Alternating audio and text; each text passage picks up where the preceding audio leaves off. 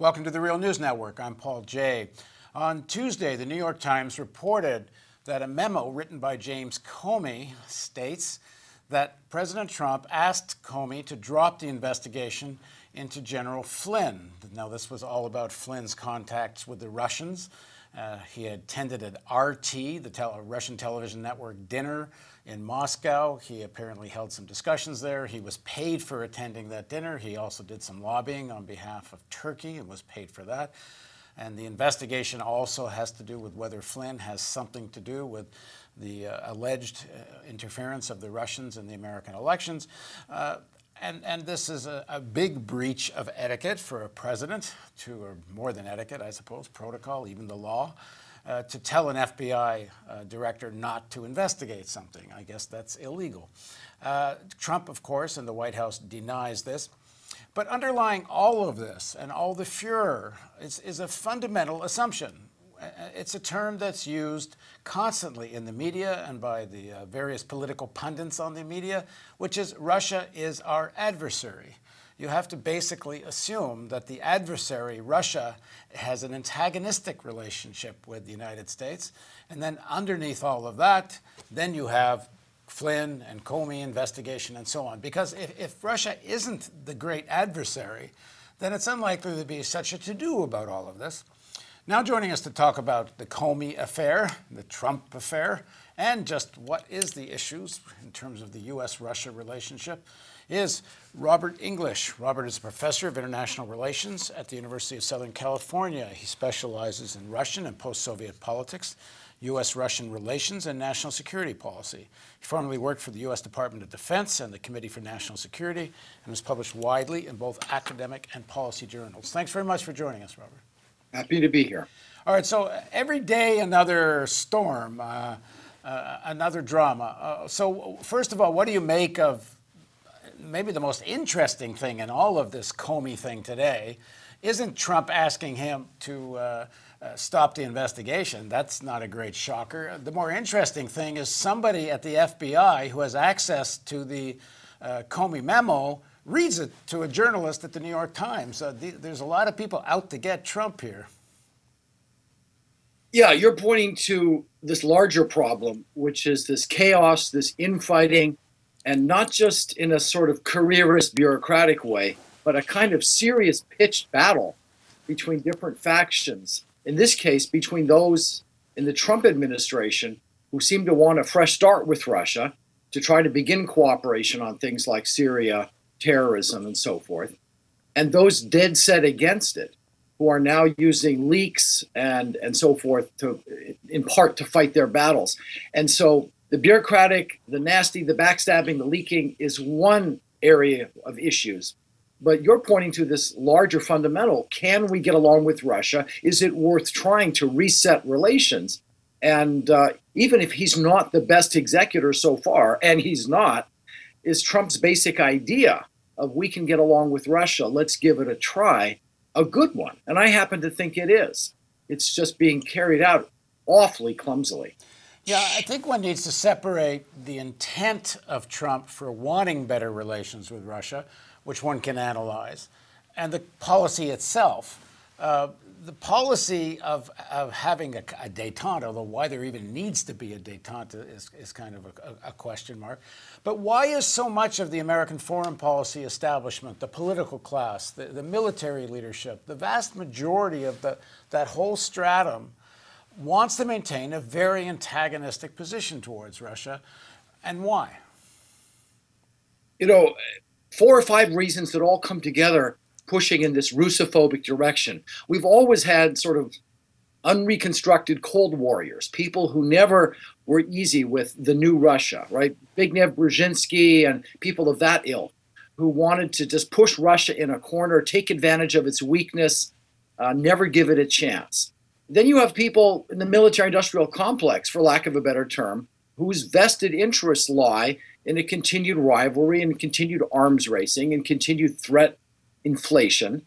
You have other people who normally would be liberal or progressive, but they're so angry at Hillary Clinton's loss. They're so uncomprehending of how someone they see as vulgar and unqualified as Trump could get elected, that they're naturally unwilling to let go of this, the Russians hacked our election, the Russians got Trump elected theme, and therefore Russia is even bigger enemy than they would be otherwise. These and other strains all come together in a strange way. Some of this is the hard right? Some of it is from the left, some is from the center. And across the board, we have ignorance of Russia. Now, in an article you wrote recently, you went through some of the history, and we're going to do another segment that digs into this history more in depth. But when you look at the history of the 90s and Yeltsin and the whole role of the United States in helping bring down the Soviet Union, the whole point of bringing down the Soviet Union and standing Yeltsin up and interfering in Russian elections to make sure Yeltsin wins and so on, was to open Russia for privatization for American oligarchs. I don't think the idea was to do it for Russian oligarchs, but that's how it turned out. And is that part of what is making this section of the American oligarchs so angry about it all? You know, when people look at Russia today, they try to explain it in terms of one evil man, Putin. And that sort of conceals an assumption that if we could just get rid of Putin, everything would be better. And that Putin is the way he is, anti-American, because he's from the KGB. You don't need to go back to his youth or his time in intelligence to understand why he's very skeptical, why we have bad relations with Putin, and all those around him. You don't have to go back to the 50s or 40s. You can go back just to the 90s when we interfered in Russia, when we foisted dysfunctional economic policies on them, when we meddled in their elections repeatedly. And basically, for an entire decade, we were handmaidens to a catastrophe, economic, political, social, that sowed the seeds of this resentment that continues to this day. Now, you mentioned in your article that the consequences of the 90s depression in Russia far surpassed anything in the 07-08 recession in the United States. They far surpassed that. They even far surpassed anything in our own Great Depression of the early 1930s, of 29, 30, 31, you know, the Great Depression under Hoover and then Roosevelt. At that time, our economy contracted by about a quarter, and the slump lasted about 3 years before growth resumed. Russia's economy contracted almost by half, and the slump lasted an entire decade.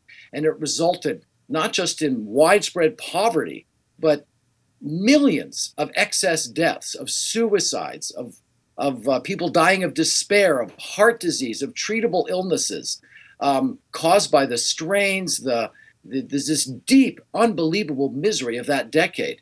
It's no wonder that there is deep resentment towards the U.S., and this underlies a lot of the Putin elite's attitudes towards us. It's not something pathological, Putin being a bad guy. If you got rid of Putin tomorrow, the next guy who came along, the person most Russians would probably elect in democratic elections, wouldn't be so different. It wouldn't be another Yeltsin or pro-Western liberal, believe me. Well, even if everything they say about Putin is true, and I doubt, I'm quite sure not everything is true. If he is such a dictator, the United States foreign policy has never had any trouble with dictators as long as they're our dictators. So the thing drips with hypocrisy.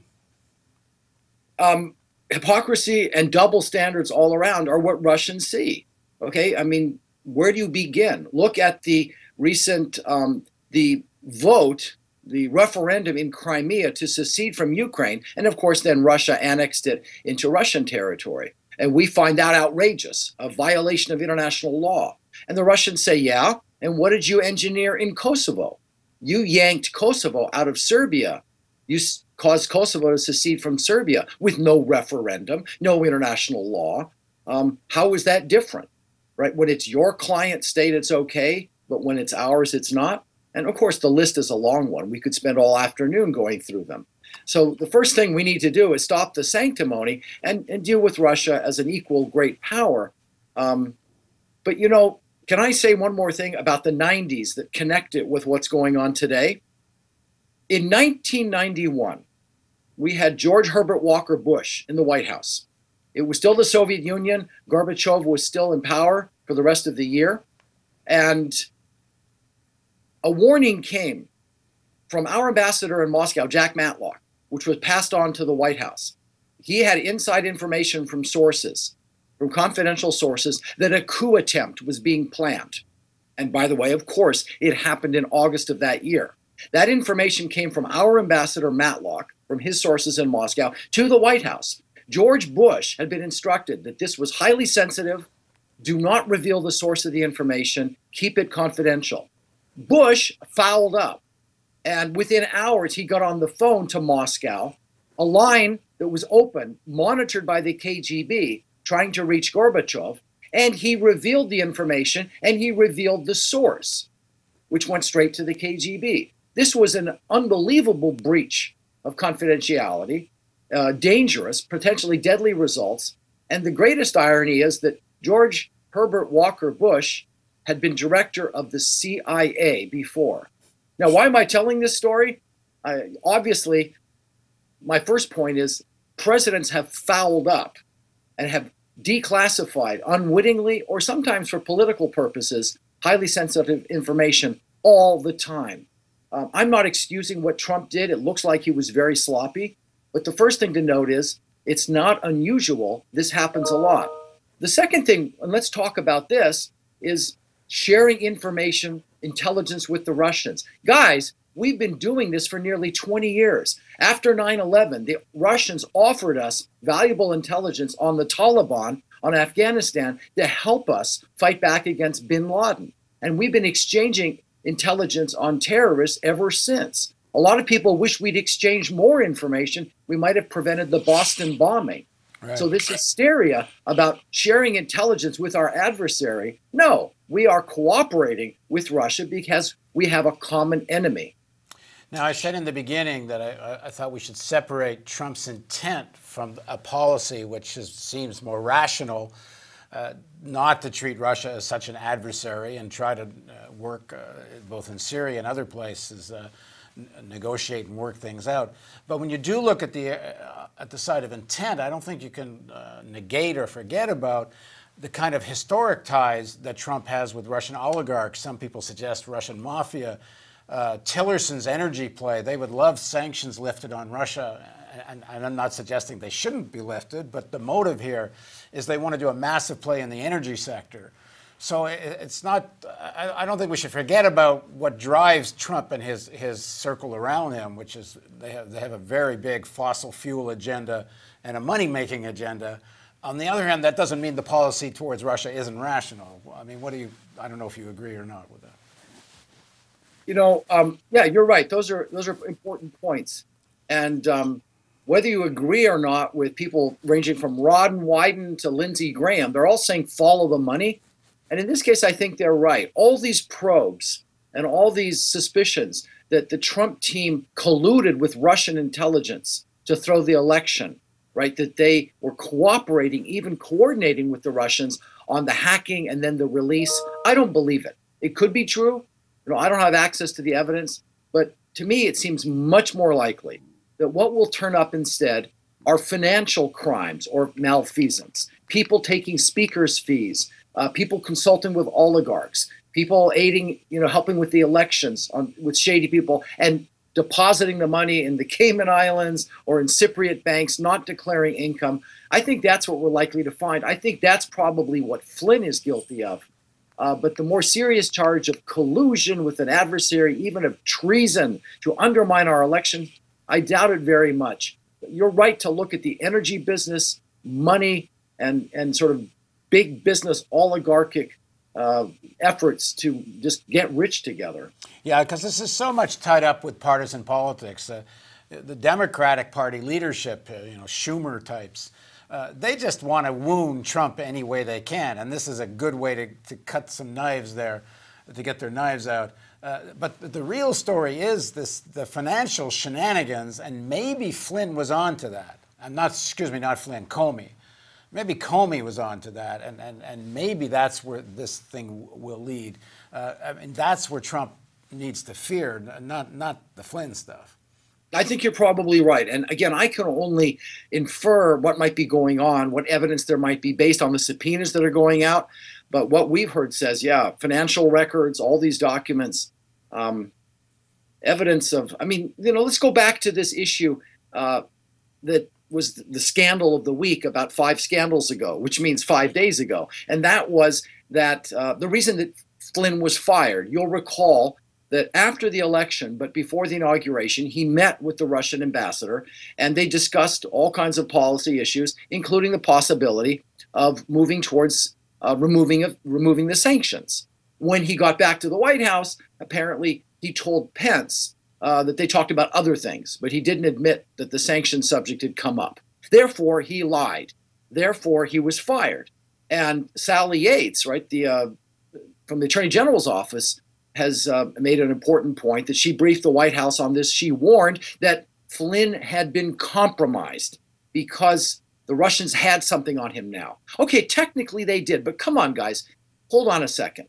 Trump was about to be inaugurated, right? It wasn't as if Flynn could undermine a policy of Obama's when there were about 5 minutes left in the Obama administration. Secondly, the Russians and the Trump administration wanted openly, there was no secret, to move towards a removal of sanctions if they could find cooperation on Ukraine, cooperation on terror in the Middle East. There's no secret here. Therefore, what did the Russians have on Flynn that they could have blackmailed him with? How was he compromised? Yeah, because they'd caught him in a fib. But big deal. You see how these things are being exaggerated. No doubt Flynn broke the rules. He told a lie. But it's not a lie. It's not the kind of information in the Russians' possession that's the equivalent of catching him in bed with another woman. Or and you have to even believe that he did tell the lie, because we're being told he didn't tell Pence. We don't know if he's falling on his sword to some extent here in order to protect Pence. I mean, who knows the truth of any of that? And the rest of what he did, as far as we know, with the Russians is all public. There's a video of him speaking at an RT interview in Moscow that took place at the same time as this dinner that he was paid to attend on the 10th anniversary of RT, where he sits near Putin. Yep.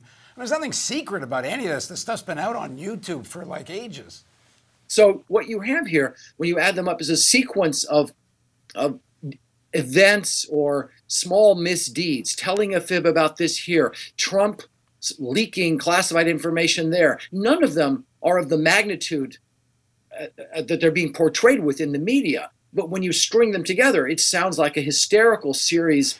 So I can understand the Democratic Party, but in terms of what people call the permanent state, the deep state, they're very engaged in this. The leaks from the FBI, we still don't. I don't think, unless I've missed something, this thing where Trump talks to the Russian ambassador and the foreign minister Lavrov, and reveals this intelligence. Well, how do we know that? I mean, who's in that room that leaked that? Or apparently, after it took place in Washington, some White House staffers phoned the NSA and the CIA. Well, you think they got to call the heads of these organizations at this kind of level of information. So who's leaking that stuff? The state apparatus, CIA, FBI, maybe NSA, they're really antagonistic to this Trump administration. And what is that about? Again, that's where we started with not only the battle over should we try to improve relations with Russia, or are they incorrigible foes? That's one thing. But now this sort of bureaucratic infighting, the use of leaks, of innuendo, and again, Trump gives them the fuel to do so with these continual misdeeds and misstatements. That's another whole arena of battle, and it's not healthy, right? And it's his fault too. He went to war with the intelligence community on day one, but this is so dysfunctional. Yeah. It's causing us much more harm than the Russians ever could.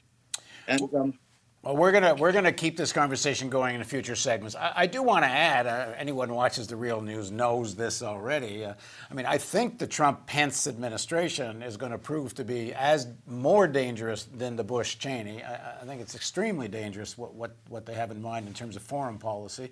But all that being said, let's concentrate on the real stuff. Trump's, in Saudi Arabia, and they're planning some bad stuff in the Middle East and targeting of Iran. And back here, we're focusing on, really what should be a sideline soap opera.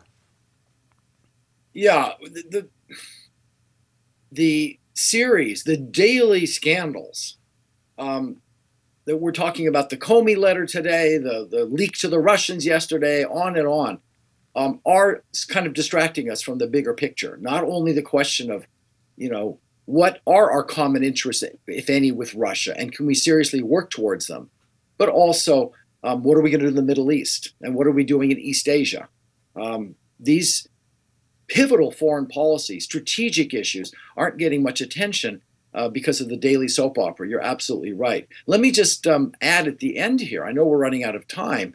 I've noted the accidental, clumsy, careless leak that could have had tragic consequences of the first Bush president. We might also note that the second Bush presidency, that administration, leaked like a sieve from, exaggerated false intelligence on Iraq to the identity of Valerie Plame, right, a CIA operative, when it suited their purposes. And the Obama administration wasn't a lot better. People like McCain and others were furious at some of the leaks, whether it was the Stuxnet cyber war tactic that was used against Iran, to a whole series of other military facts that were leaked selectively by the Obama administration to serve their purposes. Let's just remember this context. Mistaken leaks, strategic leaks, dishonest leaks go on all the time in Washington. And against that backdrop, let's not fall off the cliff here over Trump sharing some intel about terror attacks with the Russians, about our common enemy, the Islamic State in Syria. All right, thanks very much for joining us. And thank you for joining us on the Real News Network.